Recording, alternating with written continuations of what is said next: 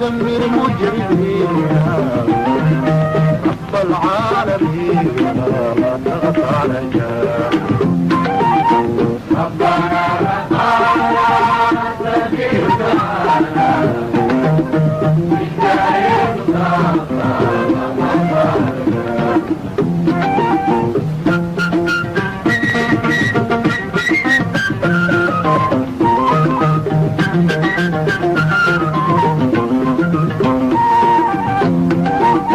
بأسماء الحسنى بحق القرآن بالجاه نبينا لا تغطى واحرم الكفار من كف الأحرار أعطنا بالنصر لا تغطى علينا ربنا ربنا استجب لنا بالجاهل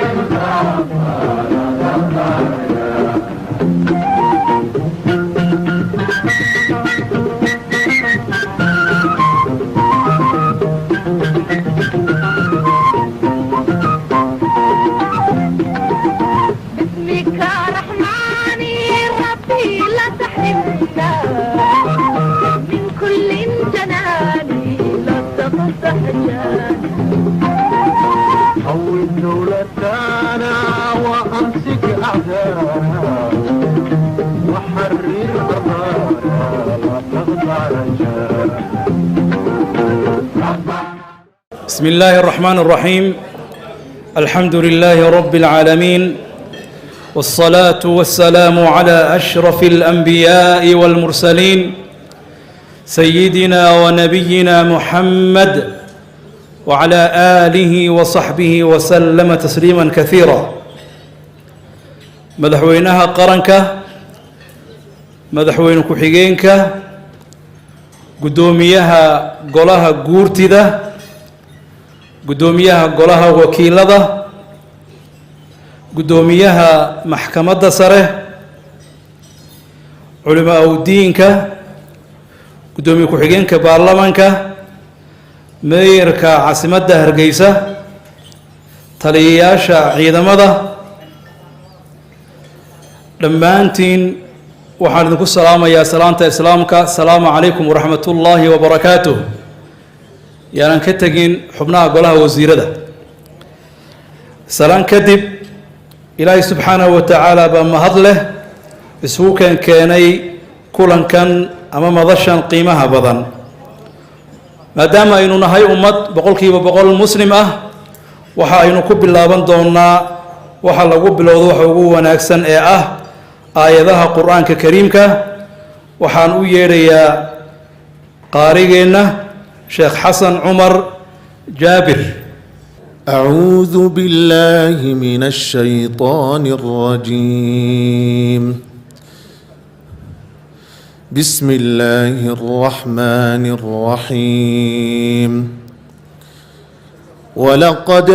آتينا داود وسليمان علما وقال الحمد لله الذي فضلنا على كثير من عباده المؤمنين وورث سليمان داود وقال يا أيها الناس علمنا منطق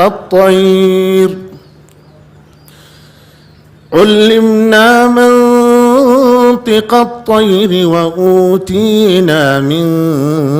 كل شيء إن هذا لهو الفضل المبين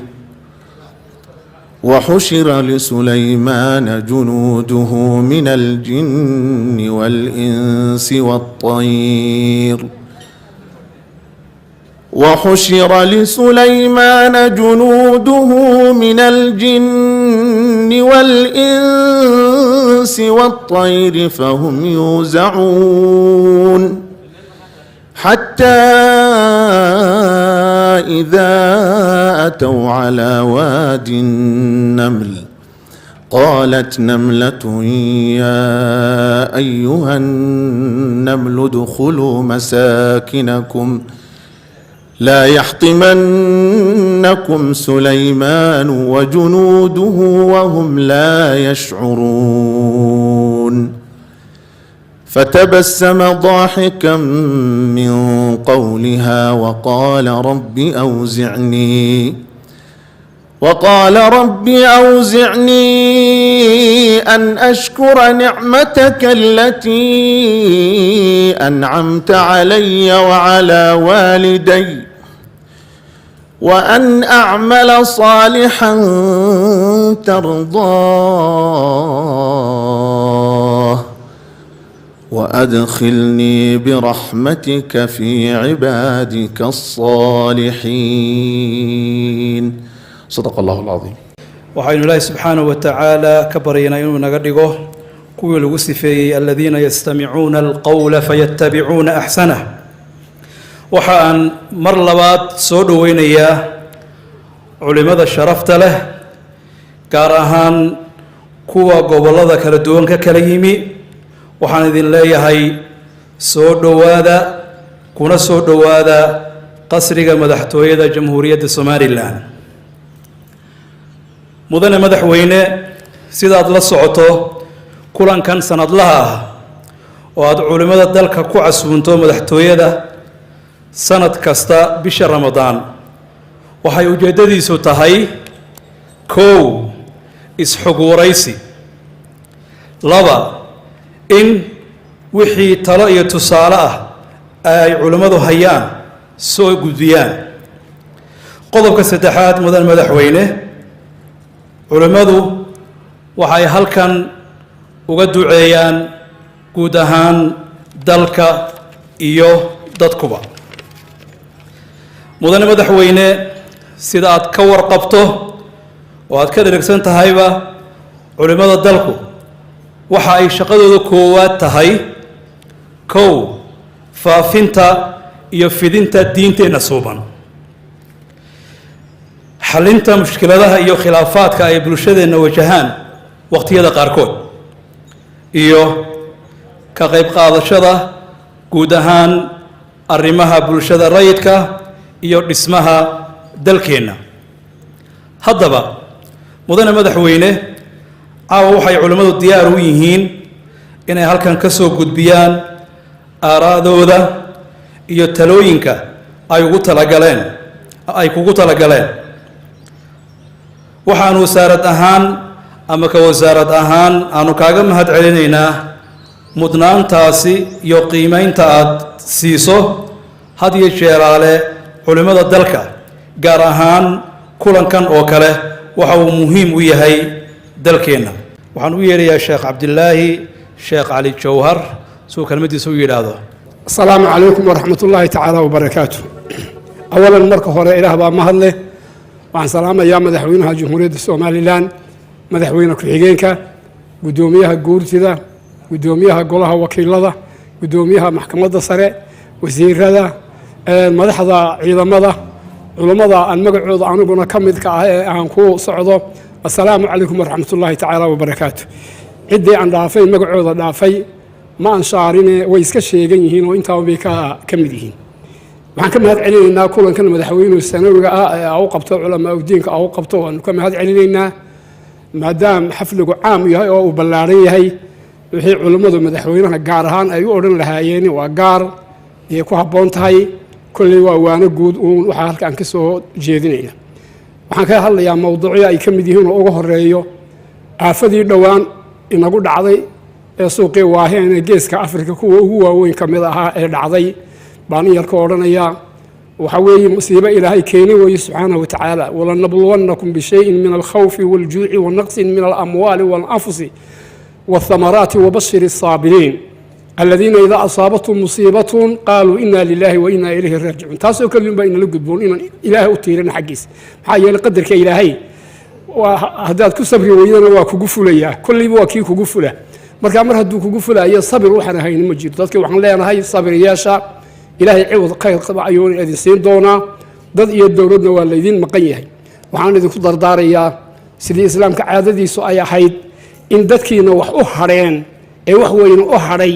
aad farta ku fiiqdaan ka idinka sii baahan nin walba ninka kale oo ku fiiqa sidii saxaabada lagu ogaa madax baa hadiyad reer loogu diray reerkii reer hebel baa inaga daran buu yidhi kii kalena qoyskaas ay naga daran buu yidhi kii kalena qoyskaas ay naga daran lix kolkuu madaxii soo wareegay ayuu qoyskii hore ku soo wareegay marka inaad idinka naftiinu dadkii dhibaatadu ay gaadhayo inaad is eegtaanoo kiinii wax u hadhaye ilaahay inta u hadhay buu u barakaynaya kaka jilicda sanfarta ha ku fiiqo oo u garanayo dowladduna dee kulley waa dadaalaysaa alaamaheeda hadday tahay maayirka caasimadda howlaha guud hadday tahay wasaaraha arrimaha gudaha gacantaa lagu hayaa sidii waxna laydiin tari lahaa waxna laydinku qaban lahaa taa intaasaan ka odhan waxaa ii raaca abaarta waad ogtiin maanta waddankeenna abaar weyn baa ka taagnayd oo aad iyo aad bariga ha u badnaato iyo xeebaha ha u badnaadaane abaar ballaadhan abaartaasi weyn ee dhacday wax ilaahay horta uu keenay weeye haddana ha aatee abaartu dalkeennu waa abaar joogto iska ah sababtay joogto ku noqotana waa maxay ilaahay raxmadda wuu soo shubaa wa fi samaa'i risqukum wamaa tuucaduun samadaasay ku jirtaa arsaaqdiinnu ay ku jirtaa hadday tahay quudka aad cunaysaana jidhkiinnu ku nool yahay haddii ay tahay ruuxdiinnu waxay ku noolaynayso waxyiga sharaa'icda ah intuba samaday ka yimaadaan laakiin waxaynu nahay waynu is ognahay ummadda keliyahee adduunyada korkeeda ku abuuran een dhulkeedana beeran waxa ay beertaanna afka aan saarin aan cunin baynu nahay waxaan ahayn waxaan jaad ahayn haruurkii baa inoo baxaya oo galleydii baa baxay iyo dalkeenu bixinaya oo wuxuu bixinayaa wax kasta wuu bixinaya dhowr iyo 10 shay baa dalkeena iyo dalkeenu bixiyaa waxba ma beeranayno waxba ma tabcanayno maran ka hadlaayaba aad uga hadlayo on ka murugoonayay baan carabi ahaan lahaa tadaawala layli bil humum at-tawariqi tadaawala layli bil humum at-tawariqi wa arqani fi dha bilad mudayyan bilad bihi al-wildan tajri siyulaha تصب بماء البحر لا شيء يزرع وما ذاك إلا من غباوة أهله يروحون كالأنعام تسعى وترتع غذاؤهم روز وباستا وبسكوت وألبان من أرض الهولنديس تصنع سيدان قلنا والله كرنا ومدن أو تيري بل كينا بيران مينا هدي وحلا بيرانا وحبا تاو عن فيلا يابانو مالانيا إنو مدحوينو آدو دريميو كولكا إما بليادة وديري قلينايو إنو ندول كينا بليادة حرانو inanku biyaha la soo saaro in zaraacadda lagu dadaalo sanadkaa maantana dee dhibaatooyinka taagan waad ogtihiin wax qasiidadeedaa ku jirtay muddo 4 sano ka hor baan tiriyey waxa ka mid ahaa idaa waqacat xarbu lbixaari wa uqriqat mawaani'unaa faljuucu laa shaka muuqacun haddii xarbi caalamihi dhaco oo dekaduu xidhmaan gaajaynu dhammaantiinba u wada daaduumaynaa kama inaan yarayn ummadaha kama inaan yarayn waxa inaga yareen waxay abaaro caynkaasi kolkay dhacaan ee timirta iyo bariisku inoo iman waayaan ee gacayrtii iyo wixii la cunayo baadiyaha lagu noolaanayana uu engego waan kala yaacaynoon ilaa halkaa Rwanda Burundi Ghana iyo la noogu sheegay qolyaan shirar ku wada nimid ay yiraahdeen dad Soomaaliyeed oo raacata ku yimid baa muddo dhowr boqol oo sanadood 300 oo sanadood wadanka iyaga aheen degan waad ogtiin reer waliba sidoo u qaxay waad ogtiin marka taa waa in aad dawlad iyo dalba waa inaynu u kacno dalkeena sidaan u beeranayno labada mawduuc haddaan ka baxo kulli kor waayeen waa wada indho agaasimihi guud ee muddo caam shiin oo qafna waxa ku jirtay horta waxaan wasiirada aad uga mahad celinayaa si gaar ah wasiirka iyaga kii hore hadduu ahaa Sheekh Khaliil iyo Cabdirasaaq hadduu yahayba si gaar ah u xuseeyaa iyagoo waayo waa hay'adeedii madaxdeedii way waxa maxay hay'adeeyeen jirta oo aniga ilaa maxay hay waxa ku jiray wixii culimadu ra'yigooda ana way dhiibayaan buuri marka aniga waxyaabaha ii muuqda waxa ka mid ah hay-adda sharci dejinta ee golaha wakiilada ah oo gudoomiyaheedii ama shir gudoonkeedii Cabdirasaaq u joogo Cabdirasaaq anuu hore nimaan arkay ma ahayn waaba la weydiiyay waxaan inaan ka ma aqaano wali ma arag baan laakiin nin qiimo la igu sheegaan laakiin imika aan ogaaday inuu nin qiimo leeyahay inta yareen muddada uu hayo wuxuu muuqdaa nin qiimo leh oo mas'uuliyad taa iyo tuka weyn ba qaadi kara haddaan culimada nahay si gaar ah golaha sharci dejintu wada shaqayn baan u leenahay waxaan wada shaqayn u leenahay wuxuu ku dhisan yahay dastuurkeenu ku dhisan yahay shariicada islaamka waxa qodobada ka mid ah masdarka shariicada waxa laga qaadanayaa iyo qawaaniinta shariicada islaamka laga qaadanayaa wixii ka hor imanaya shariicada islaamka ka hor imanaya waa waxa kama jiraan way ku taala golayaasha la soo doortay iyo dhalinyarta la soo doortay dhaliili maayo laakiin kulli thaqaafada islaamiga dad lihi oo dakaatiri waa ku yar yihiin waxay u badan yihiin baataaja iyo ABC bay u badan yihiin alfuxmale wuu ku yaryahay haddana kolley dee waa dad islaam ku dhex dhashay oo fidrada islaamku ay ku abuuran tahayoo waxaan ku tirinayaa dad diinta islaamka u hoggaansan si haddaba arrinkaasi inoogu hagaago annaguna haddaanu culummadii nahay goor walba waanu dareennaa oo kolka qawaaniin lasoo saaraayo lasoo hordhigo hortaba waxaanu idhahnaa war shaygaasi shareecadda muwaafaqsan yahay shaygaasi shareecadda siduu ku yahay haddii shareecadda uu khilaafsan yahay kolkaaba culummadu way qayliyaan marka haddaba si qayladu ayna inoogu badanin kolleyba waxaa jirta weliba baarlamaanadii idinku horreeyey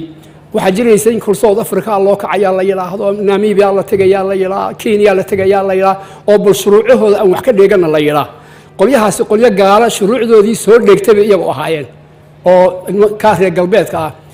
caalamkuna horta kullu isku wada dhowdhow yahay shuruuciisu islaamka iyo cidda doontaba ha ahaadee waa la isku wada dhowdhow meel yar un baa lagu kala duwan yahay marka kuwaaba waa inta badan siminaarada loo tagay oo waxay noqotay kulka kuwa geelala kuwa dabayaal yaanu daba naaltii la oran jiray qolada ayayna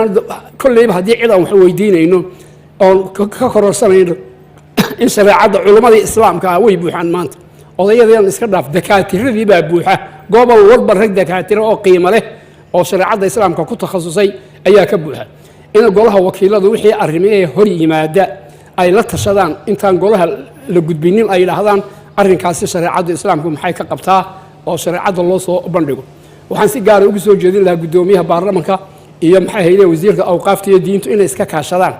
oo culimada dakaatirada ah waxoogaa seminar aanu oran maayo badan oran maayeen laakiin tusaale yado 7 ama 10 cisho ah inay ka siiyaan maqaasidu shariica al-islaamiyya wa ahkaamuha waa wax yaroo kooban way imaka safiinatu salaad iyo mukhtasar yar idin bilaabi maayo laakiin culimadu inay idin ka siiyaan maqaasida shariica al-islaamiyya wa ahkaamuha shariicada islaamka ujeedadeedu maxay tahay ahkaamteedu oo kooban inay idinka siiyaan taa haddaan baarlamaanka intaa kaga baxo ana ku rajo weynaa codsigaygaasi inay aqbalayaan dee kulley waayeen hadduu meesha soo joogsado waxbuu idhaaye waxa kaloon tala iyo tusaale u soo jeedinaya anigoon dhex gelaynin arrimaha axsaabta dhex geli maayo waxaa yeelay dawga qodaxyaha leh kolkaad maraysa waa la is dhowraa waa la is ilaaliyaa baa layidhi marka kolka ha laga warramo la yidhaa axsaabta waa daw qodaxyala nin maraya laakiin waana guud un baan bixinaya waana guud aan bixinaya waa maxay tala waxa in dadku wax isla ogolaado islaamku aad iyo aad buu soo dhaweeyaa siday wax ku hagaagi lahaayeen waxaan u malaynayaa xisbiga xukuumadda xisbiga kulmiye ee xukuumadda hogaaminayo mid baan laga helaynin haddii laga helasa way fiicnaan lahayd axsaabta mucaaradkana mid baan laga helayn haddii laga helayo way fiicnaan lahayd xisbiga uu hogaaminayo maanta madaxweynuhu Muuse Biixi madaxweyne ilaahay cumrigiisa hadda caafimaadna ha ziyaadiyo mid baan laga helin iyaga inay yiraahdaan nimanka walaalahayo warniyo 5 sanadood baan soo joognay dariisha yilimaad inuu nina galu doonaa nina inuu ka baxo doonaaye war maanta idinka aanu idiin liibnay kaalay idinka ku kala baxa inay yiraahdaan xisbiga dawladda laga heli maayo de qawaaniintan dhiganay baan ogolaanaynin axsaabta mucaaradkana mid baan laga helaynin warninkii madaxweynihii waa dalkii meel fiican buu maanta marinaya war adduunyadii way inoo soo jeedaa waa layna ogaaday waxayna hayno ogaaday cimriga wuxuuna yani adduunyadu waa ayaam oo maalmo yar weeye war bal meel weyn baynu maanta soconaa ninkii dalkii gaarsiiyay war bal shantana aan iskaga dayno tadama aan ku talinay tan aan iskaga dayno deeyagana laga heli maayo inta laga heli maayo marka koordaan taasi la helaynin midna laga helayn oo qawaaniintan dhiganid baabade yaa diidaysa waxaan leenahay tartama kuwa jooga haday tahay kuwa kala haday tahay hal tartamo laakiin maxaa lagu tartamayaa axsaabtu dagaalkoodu waa dagaal qabow weeyaan qalin iyo ha noqdo oo qowl laakiin qoriyaanu noqon qalin iyo qowl ha noqdo waxay la yiri Allahu naxariiste xagga odayadana waan ku tirsanahayo de waxaan ka afraxay xaaji Cabdi Xuseen Cabdi Kariim Cabdi Waraab yaa ka afraxay xagga dhaqanka ninbaa aqalkii loogu soo galay ninbaa ugu soo galay aqalkii kullee ninka aqalka lahaa reer galbeed buu ahaa dagaal baa ninkii soo galay baa ku qaaday oran maayo bari buu ahaa oran maayo ka aqalka lahaa baa horta ogaay inuu reer galbeed ahaa islaantii baa tiri ma dagaal baa meeshu na waad arkaysaa inaan dagaalamayna waxaad yeeshaa caruurtana iga hor qaad baarada iyo halqabanka iyo baaradana inoo qaad buuri reer barigu garan maayaan halqabanka iyo baaradu waa ubo qooshka maalintii lagu bariyo oo habeenkii ku barida oo aroortii lagu dubo halqabankuna wuxuu ahaa waa kan korka la saaro daawaha lagu subo khamiiriye la dul dhigo way wuxuu ka sameeyay amuud iyo caws buu ka sameeyay in birahan iyo waxan ma jireenin baaraduna waxay ka samaysan tahay ubbay ka samaysan tahay aadana uma lahayn dadkeennii hore dherigu mid keliya buu ahaan jiro reer laba dheri yeelanayay ma jirin dheri keliya baa la yeelan jiray kuwana mid reerkay maalintaa ka kala dhacdo aroortaa wuu afurbeelayay wuu xiraad beelayay markaasuu yidhi waxaad yeeshaa carruurtana iga horqaad abbaaradii halqabankana iga horqaad markaa waxaan dilenahay axsaab tartama laakiin waxaad ku tartantaan waxa weeye waa qowl iyo qalin raalli shacbigu kama aha nin wax kala soo qaato qori soo qaata ama yacni wax kale la yimaad waxaan u soo jeedinayaa mahad ballaaran oon leeyahay hal la ayido aan leeyahay ciidamada nabadgelyada qaabilsan aad iyo aad ha loo taageero waxaa laga yaabaa hoggaan dhaqameedyada qaarkood ma wada aha qaarkood inay mararka qaarkood yidhaahdaan sidii xamarba beriga dhaweyta ka dhacday aad baan uga xun noo walaalahayna wanaag baan la jecel lahay intii ree hebelay xaggan inoogu soo bax kolley laga waayi maayo qaar hoggaan dhaqameedka qaar yadhaase laga waayi maayo raaqulya ciidamada waxaan leeyahay idinku wax dheg iyo jalag haw siinina nin ree cadmeedaa baadiye loogu dhisay kolkii baadiye loogu dhisay buu reerkii libaaxu soo dhacay islaantii sodohdii baa tidhi hooye hebelow xiidhe maba maqal xiida wax la idhaana maba yaqaanba eesh min xii buuhi eesh min xii hooye libaaxa waxaad tidhaahdaa yur dhabay tiri oo qori daba qaado yurdhe alcasad haadaa maa yakhusanii buui waa naag waxaasiima khuseeya markaa waxaan leeyahay qolada ciidamada ah haddii odayada dhaqameedka qaarkood idinku soo qayliyeen idinku soo ooyaan maa yakhusanii baad leedihin annagu meel keliyaan ka amar qaadana raggaa jalanada ee na horjeego ayaan ka amar qaadanaa waan badiyey hadalkii waan badiyey waxaan malinayaa raallina halayga ahaado kolley qofku kolkuu da' gaadho hadalkiisu waa iska bataa wixii aan hagaajiyeyna waa iska hagaagsan yahay hadday wax meel ka dhacan ay u dhacdeena waa la dul qaadanayaa allahuma inaa nasaluka min nicmi tamaamaha wa min casbi dawaamaha rabbana aatina fi dunya xasana wafi laakhirati xasana waqina cadaab annaar allahuma inaka cafuwun kariimun tuxibu alcafwa facfu cannaa wasalaamu calaykum waraxmat ullahi tacala wabarakaatu waxaan marka hore soo dhoweynayaa wasiirkeennii hore ee wasaaradda diinta iyo awqaafta sheekh maxamuud suufi maxamed si uu inoogu duceeyo بسم الله الحمد لله الثناء لله الصلاة والسلام على رسول الله صلى الله عليه وسلم اللهم أرنا السرور في جميع الأمور تيسيرا من كل عسير فإن ذلك عليك يسير اللهم أعطنا خير الدارين واصرف عنا شر الدارين سهل لنا ما نريد ونجنا ما نخاف بلطفك يا لطيف يا لطيف ألطفنا في الدارين آمنين دعاءنا أفكينا أن كنت عيسنه أيان إيه الراعين يا إنت سوحي تهي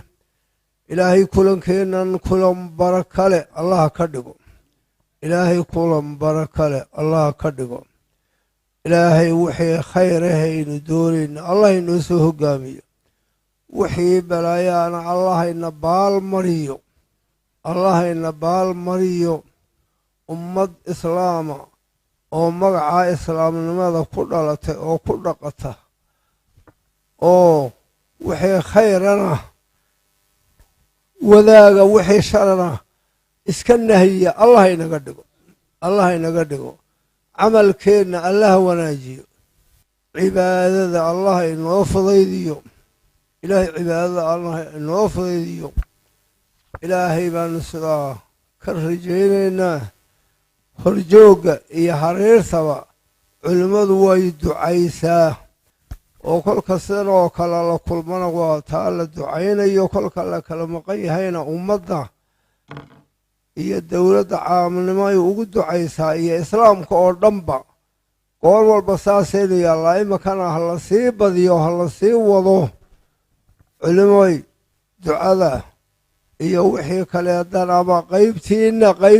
qaybtiinna allahuma salli calaa muxamedin wacalaa aalihi wasaxbihi wasalam alfaatixat waxaan u yeedhayaa doctor sheekh xasan sheekh cali warsame su-aalkan kelmid ugu yidhaahdo الحمد لله رب العالمين صلى الله وسلم وبارك وانعم على نبينا محمد وآله وصحبه وسلم waxaan aad iyo aad ugu mahad celinayaa oo xusaya madaxweynaha qaranka madaxweyne ku-xigeenka guddoomiyaha baarlamaanka ee ku-xigeenkiisa golaha wasiirada duqa magaalada maayarka magaalada taliyaasha ciidamada culimada saaxiibadaya ee gobolada isaga yimi بعض الصحافة قدوميها محكمة السرع دمانتنا السلام عليكم ورحمة الله تعالى وبركاته. سلام دبديد كلمة دي علماء ضواحة كفلا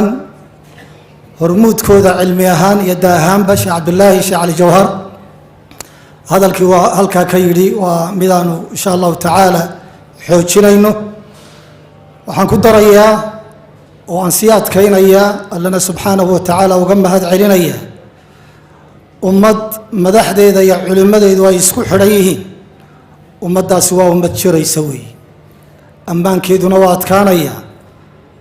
هرمر كيدو نوا فضضانيا وحوية أمد دانا وحلو رجينيا وقت الدار إني جرت له رجينيا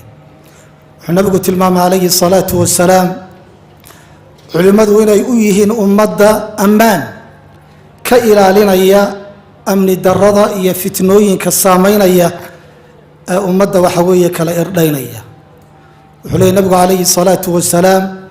إن الله لا يقبض العلم انتزاعا ينتزعه من العباد ولكن يقبض العلم بقبض العلماء إلى يد الدون يوم الدين وقنت كقاضو علمك لا به ذا كسيب مايو لكن علماء ذا يدليا طبعا ندى الجهالة أيها يسوس وبحيا فتنة أمة دحديدة كدعيسة شيخيني غزالي وعلماء الشافعية كمدة مركم موضوع مدحدة يا علماء وكهلي وحول الدين توا أصل مدحدنا وإلى ليالوي دولتنا دين تاي إلى لنيسا وحول هدي أصل لوايو ولا الدمية oo dadka iyo dawladdu haday waayaan diin waaya wala dumaya diintuna hadii ay weydo cid ilaalisa waa dayacmaysaa buuri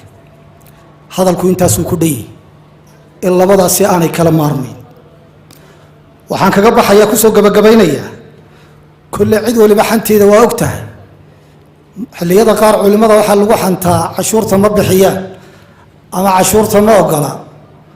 mar waxa la yiraahdaa qarankan Soomaaliland jiritaankiis madmadow way galiyaan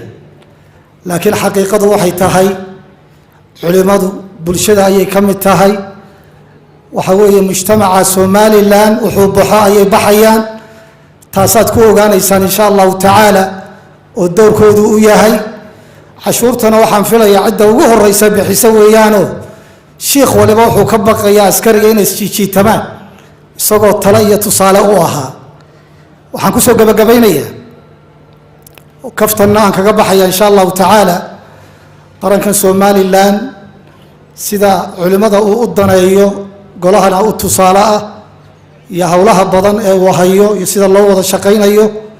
waana midaan aad iyo aad u soo dhaweynayna insha Allah ta'ala laakiin kaasi waa in halkii ugu dambeysay ee ugu sareysay inaynu insha Allah ta'ala aynu gaarsiino oo talaabooyinka wanaagsan hadda aynu hayno aynu hore uga sii wadno Sheekh Abdullah Ali Jawhar hadalkiisa waxaan ku sii larayaa dastuurka waxa inoogu yaala golo culimo oo dastuuriya oo golayaasha lamida oo loogu talagalay markii dastuurkan la dejinayay in diinta lagu dhaqo dalka laguna ilaaliyo waxa weeye golahaasi sheekheena xikmadiisa iyo taladiisa iyo ra'yigiisa hadda maqlayseen ayaa kamid ahaa oo loo doortay qolihii wali ma dhaqaaqin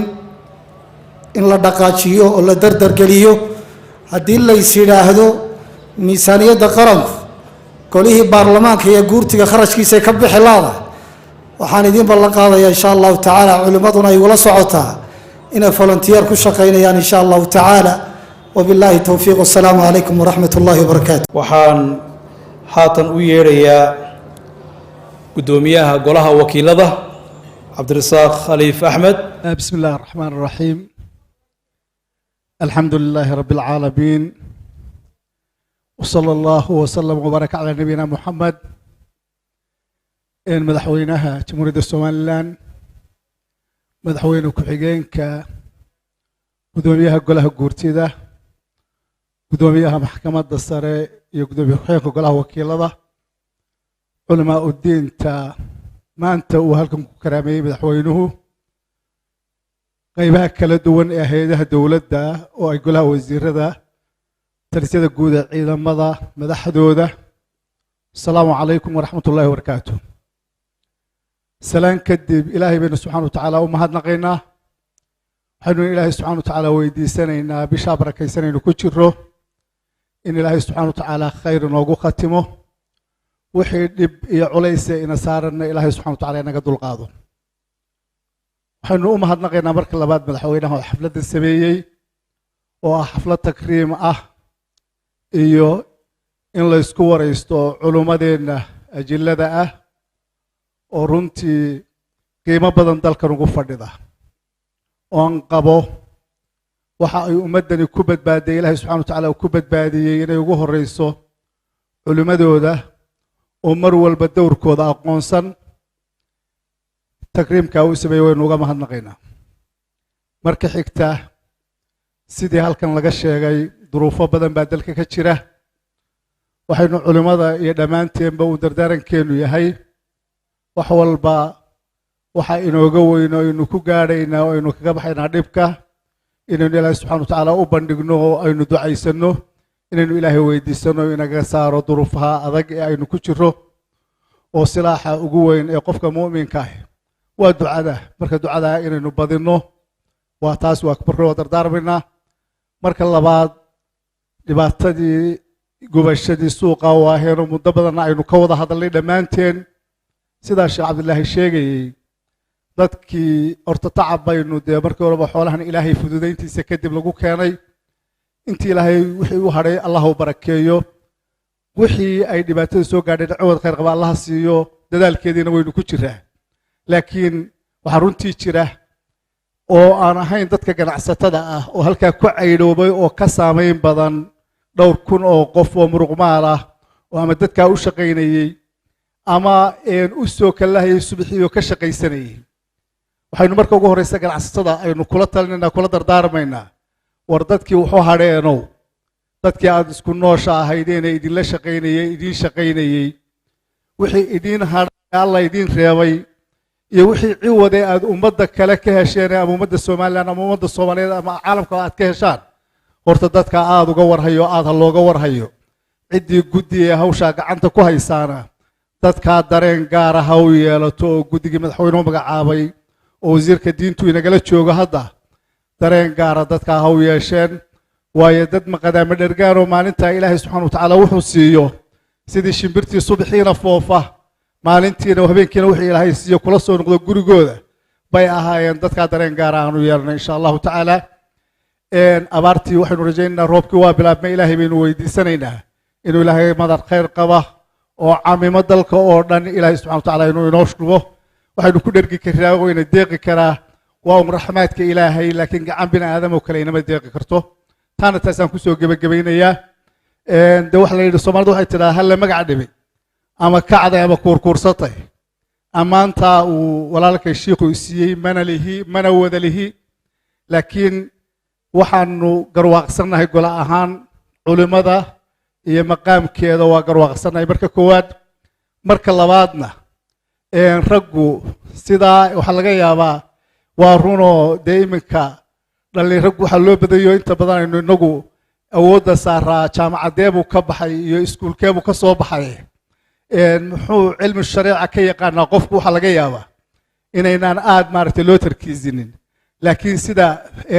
la moodayo raggu waa ka maxaan dhahday miisaan roon yahay, aqoontooda diineed iyo sharcina waa ka ballaarantay. insha allah khayr baanuna ka rajaynaynaa. culimmadana gacmaha iyaguna waa u furan yihiin. waxaanuna rajayn doonaa inaanu xalaqaad u samayn doono iyo ay ku yimaadaan golaha oo ay kaga soo jeediyaan duruus iyo wacdiyo ku saabsan mawaadiicda marba ina xaganaysa. waxaan kala hadlayey maalin dhoweed, aan filayo sheekh cabdilaahi inuu ka mid ahaa qoladii loo diray barnaamijkii xeerka ciqaabta oo mar uu maxamed ibraahim cigaal madaxweynihii geeriyooday uu u saaray guddi. sheekh ismaaciil dheego oo u ahaa xogeyn baan maalin dhoweed kala hadlayey oo laa war maxaad ka haysaan oo xogta iyo barnaamijyada ka haysaan. mana dhicin xeer ku saabsan mawaadiicda noocaas oo aanan culimada ugu yeedhin. waxaa joogay xeerkii caalamiska hadda u dambeeyey, culimada waanu u yeedhnay. waxaanuna fadhi la yeelanay intaasoo fadhi.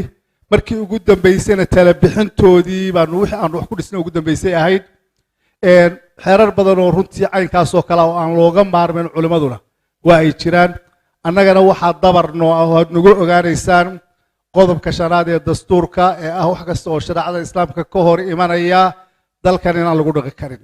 annaguna qaadan mayno allana la hortegi mayno dimadayana waa beri yeelaynaa markay arrintaas soo gaadho saasaynu isku ogaynaa culimoy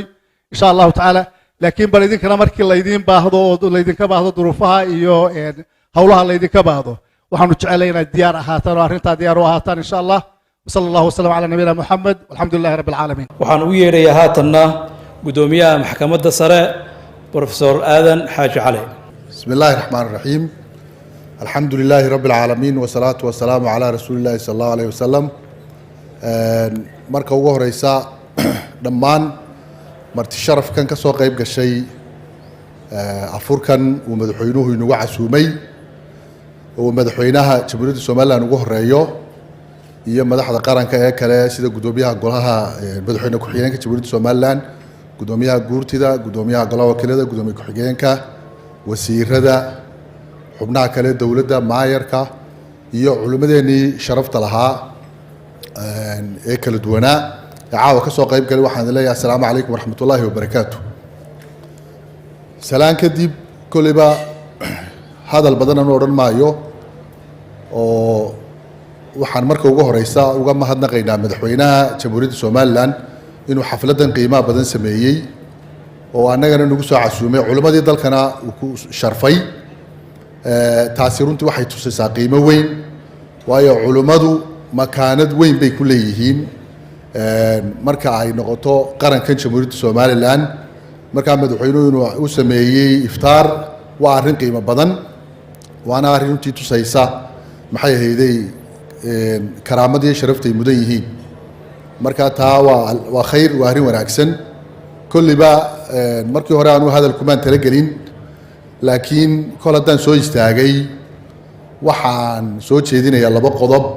oo aan doonayo inaan halkan uga soo jeediyo culimmadu horta waa awood aada u xoog badan waa authority waxa weeye waa awood aada u xoog badan oo ka mid ah awoodaha qaranka jamhuuriyadda Soomaaliland marka qodobka koowaad ee aan soo jeedin waxa weeyaan waxa baryahan dambe muuqata dadkii laga yaabo ama inay sharka faafinayeen ama laga yaabo bulshada inay dib ku yahaayeen oo berigii hore aan heli jirin mambar ama meel ay ka hadlaan ayaa technology-gu u saamaxay imaka technology-gu wuxuu siiyey qof aan hadalkiisu soo gaari karin oo ama bulshada fidno ku samaynaya ama xumaan faafinaya ama qabyaalad faafinaya ama bulshada isku diraya ama ka soo horjeeda maxay ahaydey arrinkaa wanaagsan ee aynu ambiyadii ka dhaxalay ee in diintii la faafiyo in dadka wanaagga loogu baaqo sharkaa iyo baadilkaa hirdamaya maadaama ay soo baxeen technology-guna uu jaani siiyey qof aan weligii la dhegaysteen oo aan weligii la maqleen oo aan jaanis heleen ayaa boqolaal kun oo qof wacdiyaya ama YouTube ha isticmaalo ama Facebook ha isticmaalo ama forumiska kale meelaha kale ee technology-gu uu keenay ha isticmaalaan arrintaasi khatar weyn bay ku haysaa bulshada waana mimbar kaa culimmadu haystaan ee masaajidada iyo duruustay dhigayaan iyo bulshaday wacdiyayaan waa mimbar ka baal socda oo isna sharkii faafinaya oo markii hore yaraa marka arrintaa isagoo wasiirkeena diintu hogaaminayo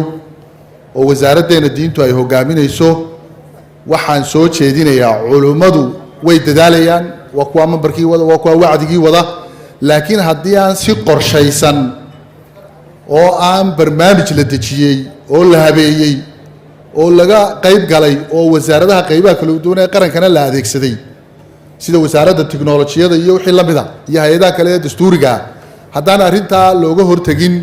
bulshada burbur weyn bay ku keenaysaa imika waxaa la wada soconaa dee fasahaad badan ama dhibaatooyin badan oo hadday tahay qabyaaladii dadkii oo la isku diray xumaantii oo la faafinayo maxay ahaydey wax badan baa ka socda marka qodobkaasaan uga faa'iidaysanayaa oo aan u soo jeedinaya wasaaradda diintu iyagoo hogaaminaysa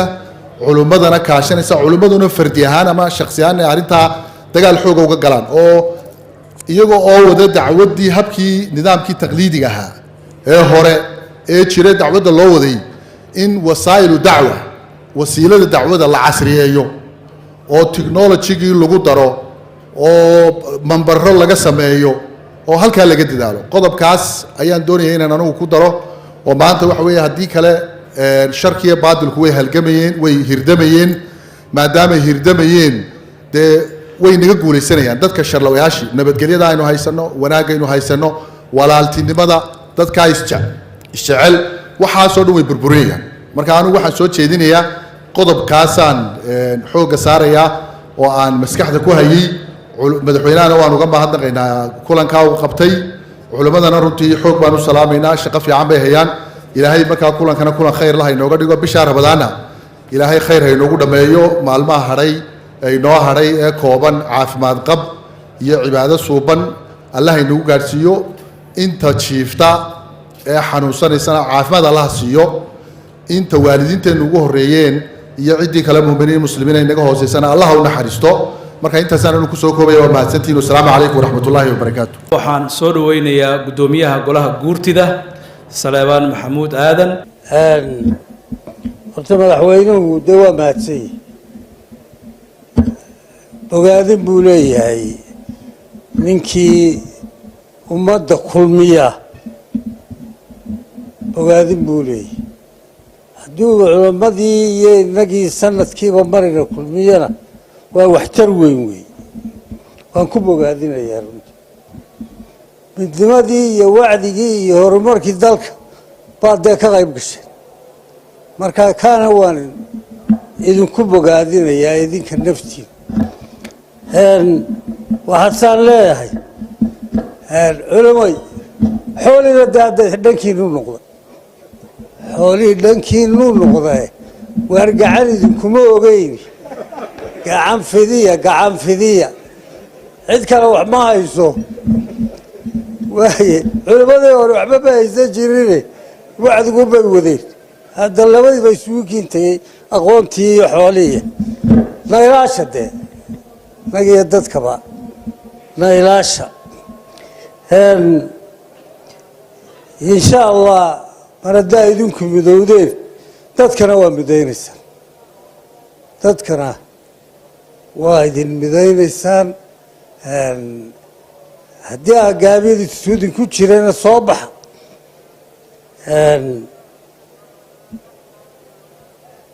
annaguna haddii culimmadu hagaagto waa hagaagaynaa culimmadaas wixii aad tidhaahaan maanu idinla xoojinana idinla qabanayn waa markaas xantiina toosantiin wey marka waxaan leenahay ilaahay midnimadaa ha idiin xaqiijiyo ilaahay ha idiin xaqiijiyo abaarahan inagu soo noqnoqonaya wayna aafeeyeen ilaahay naga dulqaad ilaahu naga dulqaad abaartii hadda waxaa ilaluusiiyey dabkii waxaan la arki jirin magaalo dhanoo gubataa inamay soo mari joogana meeshii xoolu yileena dee waxay la tahay waxoogaa ganaaxa aynagu dhacayee waar ganaaxa aan ka ducaysano oo noogu horeeya idinku waa ganaaxa wuxuunbaa dembi baa jire oo inagu aynu meelun ka gallay oo ilaahay inagu karbaashayaa dee aan ducaysano gidigeenba ciidamada tan qalabka sidana wallaahi hawl culus baa meel walba idiin taal anigu nimankaa waanu naxaa ciidamada qalabka sida madaxweynu mar walba waa u naxaa waxa weeye dagaal dee waa la galaa laakiin dagaalku waa dhammaan jiray dagaal aan dhammaan baa nimankaasi ku jira balaa reerahoodii iyo dumarkoodii iyo carruurtoodii rag baan siniin 30 sano iyo siyaada arag meel fogna way joogaan inkastay dalkeennii joogaan oo hadda waxay isbarteen deegaankii dee ay deganaayeen bay isbarteen oo u tola kolley marameerarka rasagtayna guur badani waa ka dhacayaa cabdirasaaqow malaa ciidan badan ciidadka waa iska xididinta waa xididinayaa waxaa weeye ciidankana dee idinkaan idinku ogna idinkaan idinku oga daryeelkiisa iyo wixiisa dee waan badiyey waxba ima hadhin waxaan haatan u yeerayaa wasiirka wasaaradda diinta iyo awqaafta sheekh cabdirasaaq xuseen cali albani. بسم الله الرحمن الرحيم الحمد لله رب العالمين صلى الله وسلم على نبينا محمد وعلى آله وأصحابه أجمعين مدحوينها قرنكا مدحوينك حجينكا قدوميها قلها قورتدا قدوميها قلها وكيلدا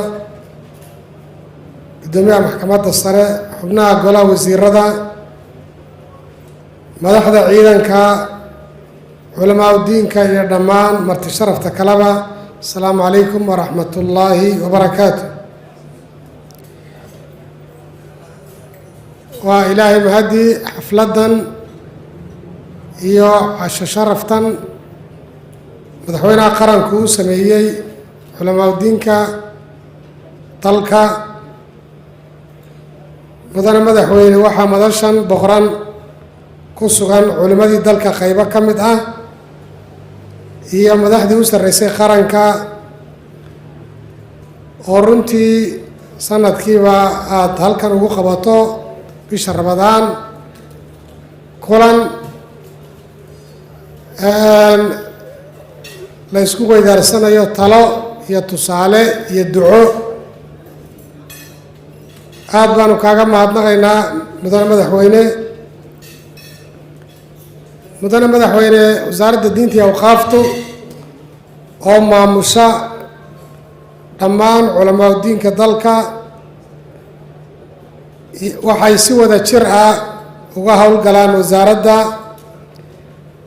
waxayna goori ayaan heegan u yihiin fidinta diinta islaamka, la dagaalanka anshaxa xun, wanaagga oo ay dadka faraan, iyaga oo masaajidda iyo malcaamadaha iyo macaahidda iyo jaamacadaha diiniga intaba ka dhigaya duruustii diiniga ahayd. waxay kaloo ka howlgalaan arrimaha bulshada, waxay la shaqeeyaan laamaha kala duwan ee xukuumadda, ay kala shaqeeyaan howl maalmeedkooda sida nabadgelyada, wacyigelinta iyo xaaladaha inagu yimaada sida abaaraha iyo wixii la mid ah oo ay ka qayb qaataan had iyo jeeraale howlgallada lagu ururinayo qaadhaanka. cid waliba madaxweyne way og tahay halka ay ku beegan yihiin culamaa udiinku iyo waddanka doorka ay ku leeyihiin. waxaana ilaahay mahadiya maanta xukuumad iyo shacab sida loogu hanweyn yahay culimmada ay karaamadooda loo ilaaliyo. mudane madaxweyne culimmadii halkan kumana dhammaan karaan, laakiin intani waa in kooban oo gobollada ka kala yimi oo aanu wasaarad ahaan ugu talagalnay iyagoo gobolladoodu ku matalaya inay ka soo qayb galaan fadhigan. culimo badanna maanta waxay u baxeen xumradii ayay u baxeen maadaama 2 sannadood hadda xaramku inaga xidhnaa, waana ilaahay mahadii haddii dib laynoogu furay. xajkii iyo cumradiiba way furan yihiin sanadka, alxamdu lilah. mudane madaxweyne aniga oo ah guddoomiyihii aada u xil saartay guddida gurmadka iyo taakulaynta suuqa waaheen oo aanu waxa weeyaan sidoo kale ay naga barbar shaqaynayaan guddi ka kooban ganacsato iyo culimo. waxaanu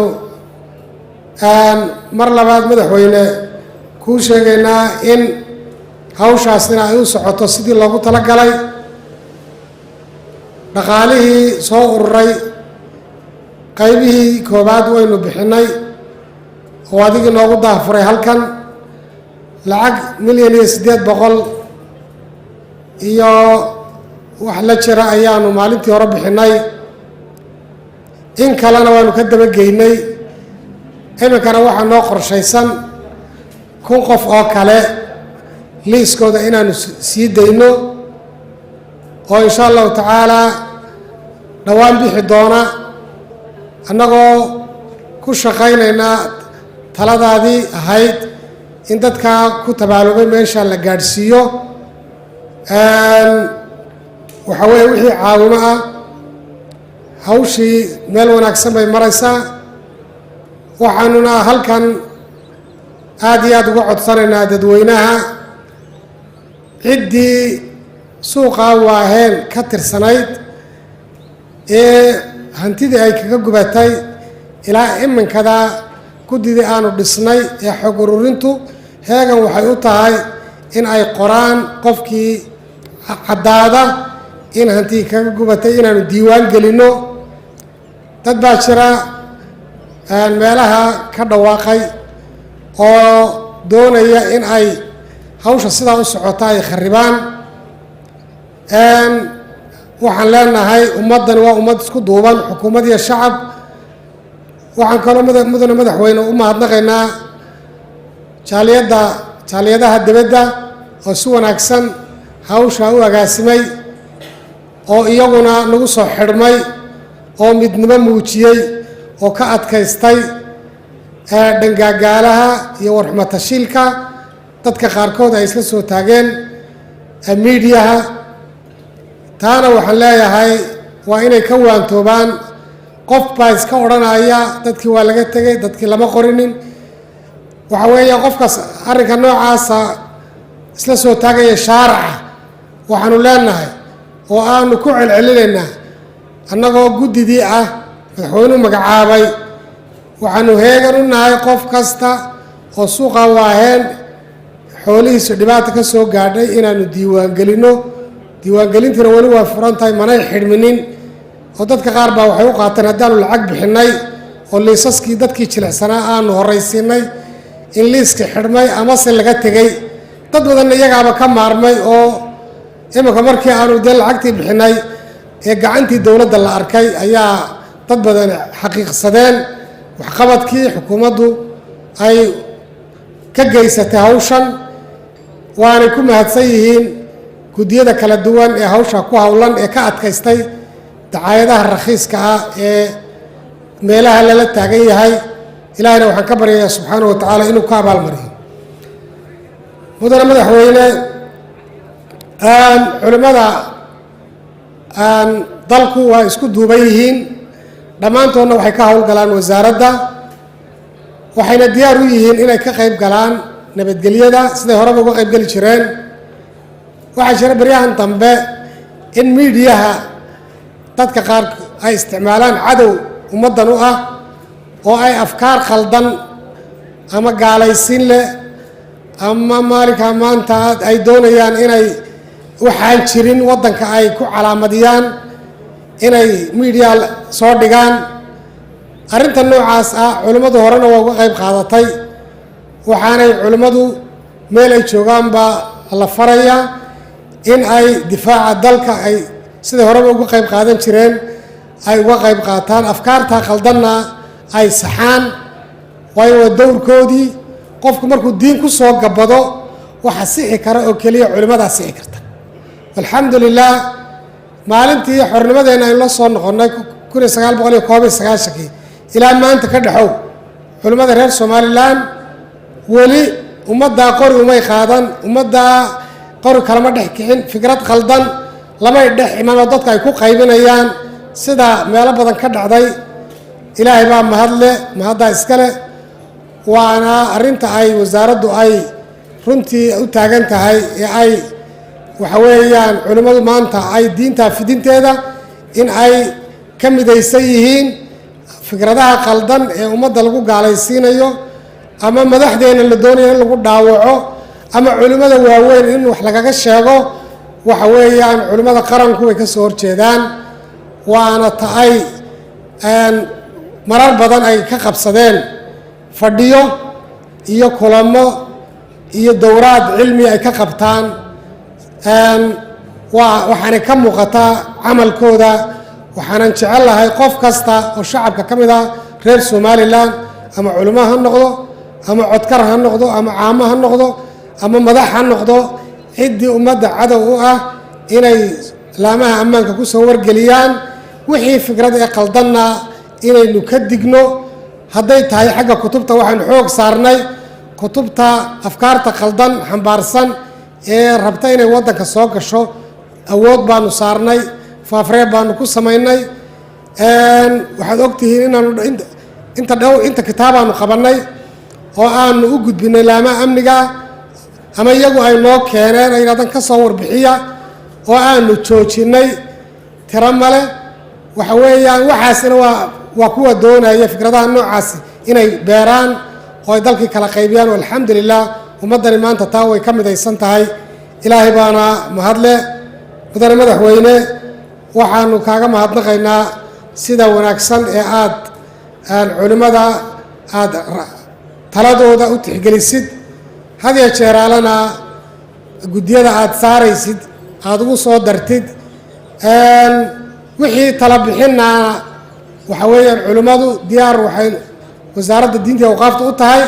hadday madaxweynaha ku socoto iyo hadday madaxda kale ku socotoba inay gudbiso iyaguna toos way ugu tegi karaan madaxda kala duwan ciddii ay u baahdaan inay talo u dhiibaanna taladu way furan tahay waayo ummad waxaynu nahay istoosinaysa oo iskamilaysa oo isdhammaystiraysa oo isu ducaynaysa oo midnimadooda ilaashanaysa ilaahayna waxaan ka baryayaa subxaanahu watacaala inuu midnimada uu ina siiyey iyo nabadgelyadaa ilaahay ina siiyey inoogu deeqay islaamnimada ilaahay subxaanahu watacaala inagu diyaafadiya ilaahayna siiyey ilaahay inuu inoo aqbalo oo inoo taam yeelo oo inagu sugo ilahay baanu ka baryaynaa ilahay waxaynu ka baryaynaa subxaanahu watacaala inuu abaaraha inaga jabiyo ilahay waxaynu ka baryaynaa subxaanahu watacaala ummaddan ciddii shar la doonaysa sharkooda ilaahay inuu iyaga ku celiyo intaasaan ku khatimaya iminkana waxaan kusoo dhaweynayaa madaxweynaha qaranka madaxweyne kusoo dhawow aada iyo aad baan ugu mahadnaqayaa culummada jamhuuriyadda somalilan ee gobollada iska timid ee caawa kulankan ka soo qayb gashay aada iyo aad baan usoo dhawaana ugu mahadnaqayaa sidii raggii horeba yidhi qiimaha ay ku leedahay culimadu dalka iyo bulshada waa mid weyn oo dee waxaba la yidhi waa warasadii ambiyada culimadu waxaan raacsana fikradday ahayd diintu waa asal dowladda iyo shacabkuna waa ilaaliya saa darteed qiimaha ay leeyihiin baanu ku soo dhaweynaynaa waananu ku qadarinaynaa culimadu intii ay sheegtay waan ku raacsanahay sheekh cabdilaahi arrintuu ka mahmaahay ui laba midna kulmiyaan laga helay midna mucaaridka dardaarankiisii ahaa edeb iyo nabad iyo af wanaagsan ku tartaba ayaa noogol laha waana laga helay insha allah walaadii waa laga heli doona waayo dee ina tartama baa loo dhiso hadday tartankii joojiyaan iyo waana jiraynba markaa laakiin dardaarankaa nabadda ah in laga helo nin walba ugu baaqayaa nabadda inoodana qodobka labaad dalka abaaro badan baa kusoo noqnoqday dhibteedana waynu ognahay duca iyo teo ilaahay la baryaayo haddana camal baa laynaga rabaa abaari way soo noqnoqdeen maxaynu yeellabaa dee taale waxaan ku talinayaa dadka adduunka sekada inooga go-a somalilan ee diintii nagu waajibisay intayna waxaysa abaaraha way naga saari karaan gaala baryadeeda waanu kaga bixi karraa iyo bini aadma dadkeena dhibaatada waa ka saari karraa sekadeenna haddaynu si wanaagsan u maamulano hay-addii sekada waa la sameeyey wasaaradda awqaafta haysa waa qeyb ka mid ah culimmadan u deynay culimmadu iminka dhowr sana jirta oo arrintaa weli tallaaba lama qaadin sekada in la ururiyo oo sida loo ururinayo iyo sida xoolaha loo sameynayo dadka faqriga laga saarayo ilan dowladihii islaamka ahaaba sekadunbay kaga saareenoo waxay la tahay sekadu biyana way noo qaban karaan weli roobkaynu sanadkii helnaa waynuu filaya haddaynu biyaha qabanno haddaynu dhulka markaa wax kasoo saar damcaruurka qaybo kamida loo ogolaadana waa la qaban karaa markaa waxaan ku dardaarayaa culimadu inay hawsha sekada waddo u jeexaan oo ururkeedana noqdo wax loo daayo culimada oo ay wasaaradda culimada hogaaminayso halkaa waan tabayaa taladiinii sanad walba way soo noqonayaan abaarahani cimiladu way isbedeshay allaa qadaray waynu arkaynaa berigii hore 10 sano iyo 5 iyo imika waa 2 sannadood halkaa talada waxaan ka sugayaa culimadu inay aada iyo aada uga dadaasho oo sekada loo rogo si dadka biyo loogu qaban lahaa calaf loogu beeri lahaa haddaynu adduunkaasi geyno labadaynu keenayna tusaale qura eega burco allah u naxariistay ninkii cabdi oo daahir markii la dhowr sano hala sameeyo seerada xoolaha laga ilaaliyo gobollada dhan way diiday ragga diiday dadka diidayana qaarna caqli ma ahayne wuxuunbaa lagu akhriyay shaydaanaya qaarna dara gaaray ka lahaayeen markii dowladda hawshaa waday laysma garab taagin waa lagu dagaalamay seeraha burco dad baa ku dhintay cabdada ruubka dagaalamay maanta waxay noo tareenna waa loogi kii hargeysa raas baa laga soo saaray laascaaradkii loo qoday waa laga diiday culimadu tallaabooyinka khayriga ee dadku badbaadayo qaybtooda ka qaateen inay dadka ka waariyaan inay u horseedaan wax danta qaranka gudaha ay ku taageeraan hadday ka aamusaan waa waajib ay ka gabadeen ama ay ka absaameen marka arrintaa abaaraha taladeeda biyaha koowka ah sekada loo ururiya ka dawa intaynu hay-ad baryayno ee qorshe la gelayo ee kiniisada wax laga soo ururinayo anigu markaan isla eego xisaabta caqliga adduunkaynu haysano way ku filan tahay weliba iyadoo rirmiga xooliis lagana kaashka dadka haya magaalooyinka jooga way ku filan yihiin inay qodaan dhaman magaalooyinka waraabiya magaalooyinka oo dhan magaalada burciya ceergaabo mooye waa lagu haraadiyey biyo dhawey ma jiraan magaalooyinka oo dhan bowlaha lagu dhaamiyaa meeli la gaadhaye laga soo dhaaminaya way soo dhammaanayaan biyo la qodaana magaalooyin adduunka ma waraabiyaan hargeyso iminka milyan iyo bar sii cagacagaynaysa ceel la qodaa waraabin maayo laakiin sanadkii roobka maraa hareeraheeda waa la qaban karaa booriba waa la mid sanad walba jiilaalkii baa la dhahaa deg deg ceel ha loo qodo kii hore ugu dhammaay haddana hala galo gabiley meel dhaamahoo la qabtoo la joojiyey ilaa iminka hargeysa way waraabin kartaa iyo booriba weli biyahooda buuxa markaasaa ilaa 3-4 kilomitirna ay ceelasha soo buuxiyeen meel buurin baa la qabtay markaa waa tusaale wanaagsan taa waa ta sekada ta nabadgelyada ducada in kala ku dara culimu maanta waxaa loogu cabsi badan yahay nin qur-aankii kala badiya oo fasiraya oo xaggu dowla u jeedinaya oo kula jooga ciidamadan waa loo calacalay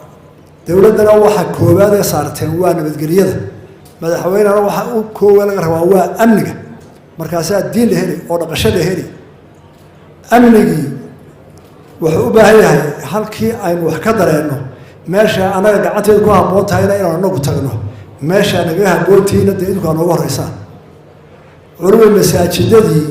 hadduu nin intuu mikrofoonka qabsanayo fidmo ka wado oo la odhanayo waa sheekh dee anagu gelibayna masaajidka idinkaa jooga masaajid nin khudbadaha iyo microfoon u tegi mayne idinka haddeena kaga toosan kii sheekha sheegtay ee dadka isku diraya ee fidmo kicinaya ee banaankaa laga dacweeyana maxaa sheekha loola hadlay baana haysataa dee idinkaa nagaga habboon naga horeeya masaajidada rag baa microfoonka qabsado waxa lixii fidmo ah ku hadla halkaa waxaanu idinka baahannahay waa idin raacaynaa waa idinka dambaynaynaa idinkaa warasatul ambiyaa ah waxaynu isku ogolnahay asalkii idinka haya annan waanu idku ilaalinaynaa dee walaalayaal qolimu maanta waxaan idinka codsanaynaa qaranka nabadgelyadiisa nala ilaaliya oo wixii diinta kusoo gabanaya dee nooga horreeya aan ku dabagalle ila idinkoo joogo anagu u baxsan mayno nin diinka akhriyaye sheekh tafsiir wada masaajidka ku tegi mayne ama sheekh microfoon halkaa ka akhriyaya oo ummaddu waa dhegaysanayso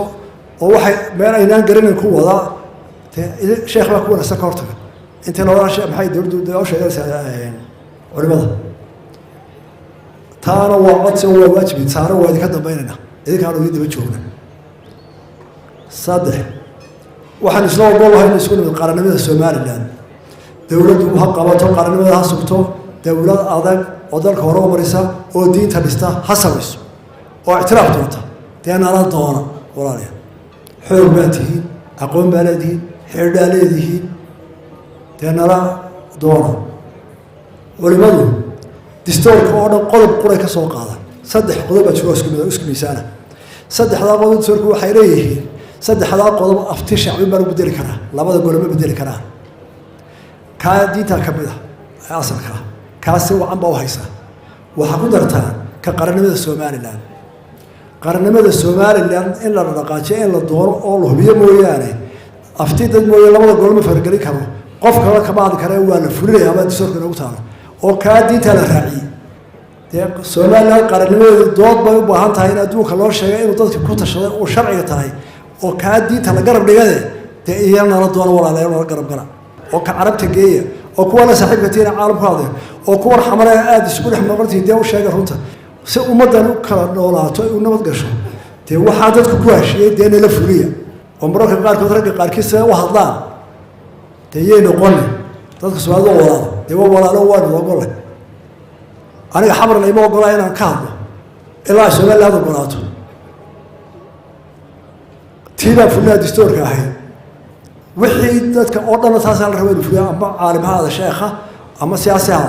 kii taada firaana waa khayl wadan oo ummadiisu waxay ku heshiisay buu diiday oo wuxuu la mid yahay nin diiday qodobkii diinta ee sheegteen waa tay nabadda ku joognaa waa tay ku dhisanahay taa in distoorkii lagu heshiiyay wada raacno oo inaan qofba qodobka isaga anfaca aanu ka qaadanin labada qodob soo jeedi waa iska codsanayna wixii aad waana keentaana waa idinka ogolahay waa idin ixtiraamayna waa idinka dambaynaa waa asalkii baa idinku haysaan cidii idin ilaalisa qodobka ugu dambeeya dadka waxaa ka waarisaa sidii la sheegay halkan ninkii gooriye ka hadlay waxa soo baxay technology nin waliba hadlaayo dee dadka culimada ah ama mas'uuliyiinta kale ee intuu fagaara iska taago qofka soo horjeeda wuxuu dooro ku odhanaya ee aan diintu banayn ee aan distoorku banayn ee aan shariicadu banaynin dee waarada iyo wax maqalka idinka hadalku inuu guriyada ka hadlo si aan dadku dee isku dhicin culimada waa mahadnaqaynaa waa u hoggaansanaa diinta islaamka inaynu ku dhaqaano oo aynu ku dhimanana qof walba kow xilka ay saaran waa diinta ilaali distoorka ilaali diinta ilaali baa ka horeysa waana xil saaran oo ilaahay igala xisaabtamayo oo aakhirada iga soo horeysa ma aha mid bini aadamka iga sugaayo taana ilaahay waafajiya anigu waa ku dadaalanaya inta la shaqaysaaba dee walaalayaal idinna nala hawlgalo qaranka nala ilaaliya aad iyo aad baa mahadsantihiin wasalaamu calaykum waraxmatullaahi wabarakaatu